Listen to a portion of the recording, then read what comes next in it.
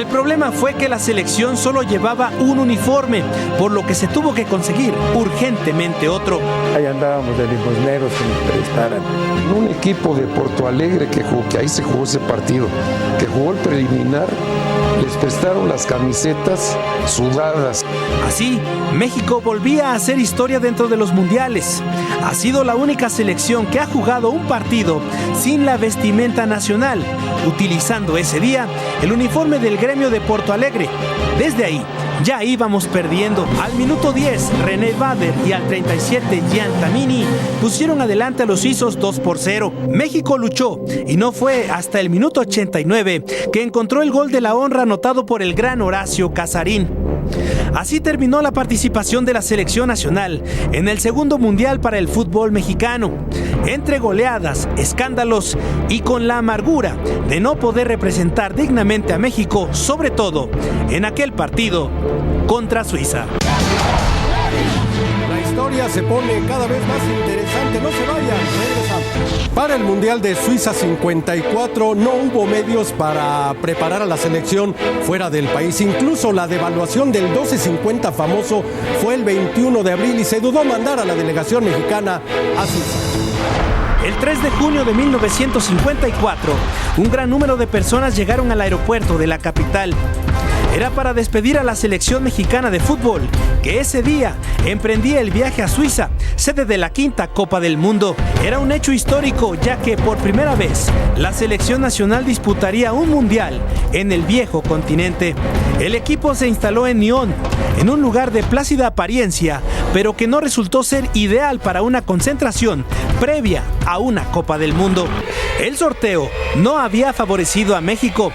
Nuevamente la presentación debía ser ante Brasil, que como siempre era el candidato para ganar el título, con una diferencia abismal dentro y fuera de la cancha entre ellos y nuestra selección. En primer lugar, se redujo el grupo de 22 jugadores a 18 por problemas económicos. Por si fuera poco, México sufrió una baja fundamental para el primer juego, la de Antonio Carvajal por lesión.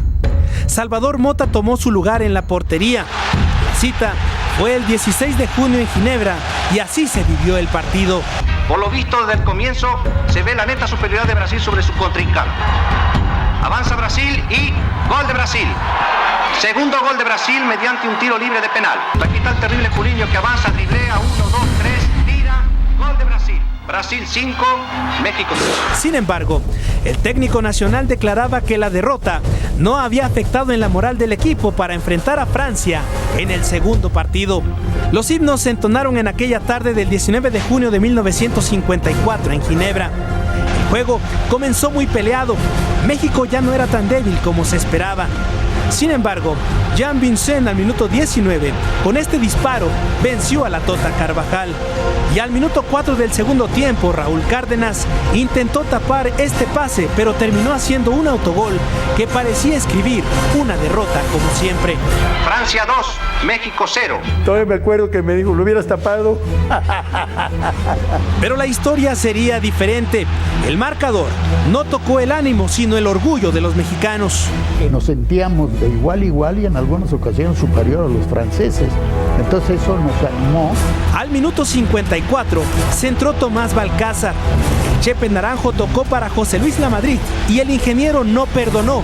Gol de México, gol histórico y de resurrección. Ahí fue cuando registré de haber anotado el primer gol de un mexicano jugando en Europa. Al minuto 85, Tomás Balcázar le pegó con rencor a la pelota para empatar y poner a soñar a todo un país.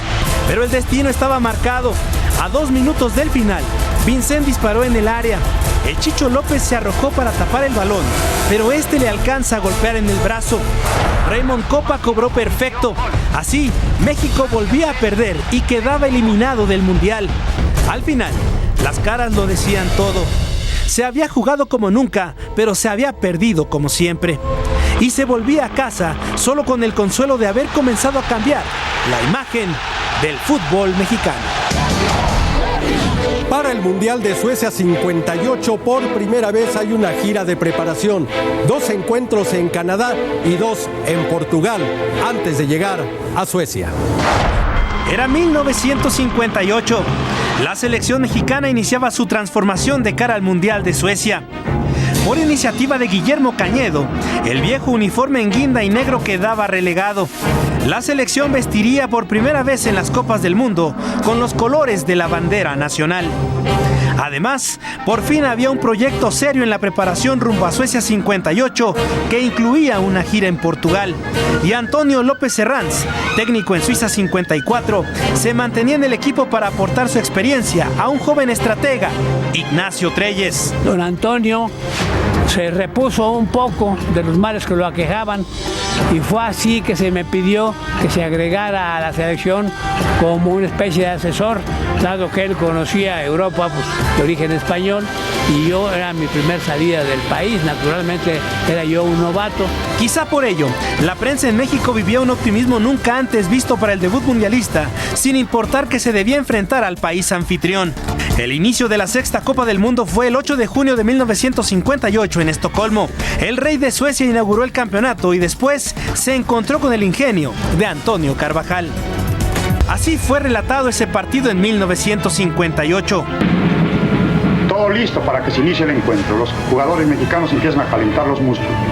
Carvajal, portero mexicano, no está bailando un cha-cha-cha, simplemente está calentando los músculos. El Ratón Macías, el popular peleador mexicano, está dirigiendo ahora la porra mexicana. La broma parecía tener resultado, pues México inició de forma extraordinaria. Y no hubo más. En adelante, Suecia fue amo y señor. Agne Simonsson aprovechó este descuido en la defensa para hacer el 1-0. Al 52, Jorge Romo cometió este penal que cobró Nils Lidholm, batiendo a Carvajal. Y al 64, nuevamente Simonsson marcaba el 3-0. La crítica fue muy dura con el equipo. El nuevo tricolor seguía siendo comparsa en las Copas del Mundo. Sin embargo, esa historia en poco tiempo habría de cambiar. Tras la derrota en el debut contra los anfitriones, la concentración de la selección nacional se había convertido en un hospital. Había 5 lesionados para enfrentar a Gales en el segundo partido.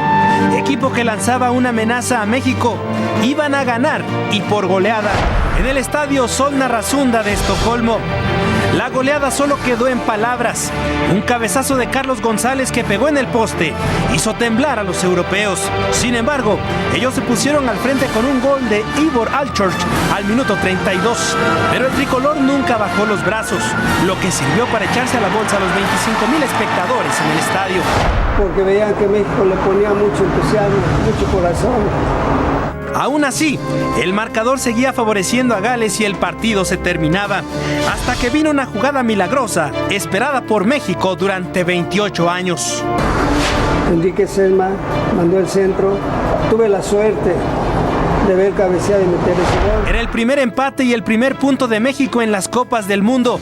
Historia y hazaña de nuestra selección. Acostumbrados a que no ganábamos, siempre perdíamos, conquistar un punto en la Copa del Mundo, pues en aquella ocasión nos pareció fabuloso, ¿no? Ese partido ha quedado guardado en la historia de nuestro fútbol, como el día en el que México ganó el primer punto y dejó de ser comparsa en las Copas del Mundo. Tras el histórico empate contra Gales, este era el ambiente relajado en la concentración nacional en Estocolmo. Carvajal, el Mulo Gutiérrez, a presenciar cómo juega Nacho Treyes. Pero no todo era felicidad. El juego brusco de los galeses había provocado más lesiones en la selección, a tal grado que Jorge Romo tuvo que ser cargado tras el partido y quedaba fuera para el compromiso contra Hungría. El 15 de junio de 1958, varios aficionados mexicanos, entre ellos el Ratón Macías, aparecieron en las gradas del estadio de Sandviken para presenciar el cotejo, ya que el tricolor por primera vez en su historia tenía opciones de calificar a la segunda ronda, enfrentando a los entonces subcampeones del mundo. Pero la ilusión duró poco.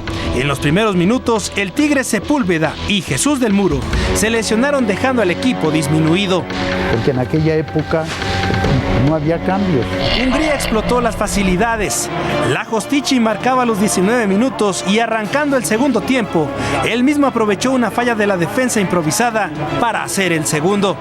El 3-0 fue de Karol Sándor al 54 y al 69 Benčić hacía el cuarto y definitivo, provocando la euforia de los húngaros.